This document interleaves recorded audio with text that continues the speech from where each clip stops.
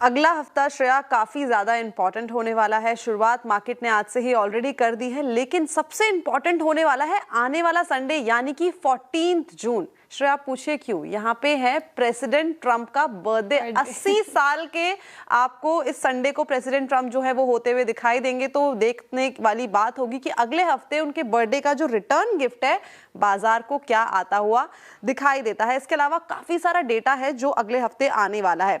सबसे पहले अगर हम बात करें सोमवार की, मंडे की, तो इंडिया में WPI इन्फ्लेशन का डेटा आएगा, अनएम्प्लॉयमेंट रेट का डेटा भी यहीं आता हुआ दिखाई देगा। यूएस में इंडस्ट्रियल प्रोडक्शन का डेटा, मैन्युफैक्चरिंग प्रोडक्शन का डेटा भी आएगा। और G7 समिट की जो शुरुआत है 15 तारीख से हमें होती हुई दिखाई देगी और 17 तारीख तक ये चलेगी, जहां पे हो सकता है कि जो प्राइम मिनिस्टर नरेंद्र मोदी है इवेंट को अटेंड करे और काफी सारे जो नए डेवलपमेंट्स है वो होते हुए दिखाई पड़ सकते हैं।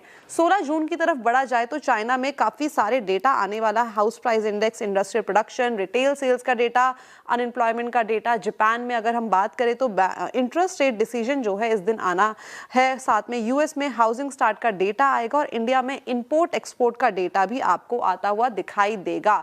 17 जून की बात करें तो यूएस में यहाँ पे फेड का इंटरेस्ट रेट का जो डिसीजन है वो आएगा। FOMC के जो इकोनॉमिक प्रोजेक्शन का डेटा है वो आएगा। ब्रिगेड एंटरप्राइजेस में यहाँ पे जो बोनस है 1:3 वो भी आता हुआ दिखाई देगा। 18 जून की तरफ अगर बढ़ा जाए तो फेड की प्रेस कॉन्फ्रेंस है। देखिए, वैसे 17 जून रात के 12 बजे हैं, तो 12 बजे के बाद 18 जून लग जाता है, इस वजह से मैंने ये इसमें मेंशन किया है। इनिशियल जॉबलेस क्लेम का डेटा आएगा यूएस में, और स्टॉक्स के लिहाज से लॉयड की, ICC लॉम्बार्ड की और हेवल्स की यहाँ पे AGM है।